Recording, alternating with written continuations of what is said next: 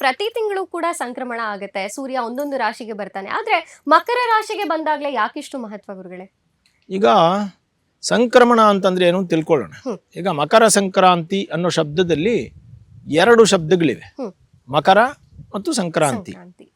ಮೊದಲು ಸಂಕ್ರಾಂತಿ ಅಂತ ತಿಳ್ಕೊಂಡ್ ಬಿಡೋಣ. ಸಂಕ್ರಾಂತಿ ಅಂದ್ರೆ ಸಮ್ಯಕ್ ಕ್ರಮಣಂ ಅನ್ನುವಂತಹದ್ದು, ಸರಿಯಾಗಿ ಚಲಿಸುವುದು ಅಥವಾ ಮುಂದಕ್ಕೆ ಚಲಿಸುವುದು ಅನ್ನುವಂತಹ ಅರ್ಥದಲ್ಲಿ ಸಂಕ್ರಾಂತಿ ಇದೆ.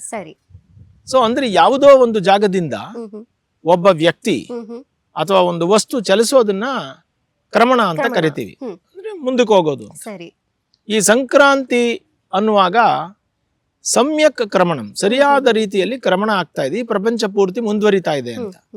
ಹಾಗಿದ್ರೆ ಇಲ್ಲಿ ಮಕರ ಸಂಕ್ರಾಂತಿ ಅನ್ನುವಾಗ ಮಕರ ಅನ್ನೋದು ರಾಶಿ, ಈ ಮಕರ ರಾಶಿಗೆ ಯಾರೋ ಪ್ರವೇಶ ಮಾಡ್ತಾ ಇದ್ದಾರೆ, ಕ್ರಮಣ ಆಗ್ತಾ ಇದೆ. ಯಾರು ಕ್ರಮಣ ಮಾಡ್ತಾ ಇದ್ದಾರೆ? ಸೊ ನಮ್ಮ ಭಾರತದ ಎಲ್ಲಾ ಕ್ಯಾಲೆಂಡರ್ಗಳಲ್ಲಿ ನಮಗೆ ಪ್ರಧಾನವಾದವರು ಯಾರು ಅಂತ ಕೇಳಿದ್ರೆ ಸೂರ್ಯ.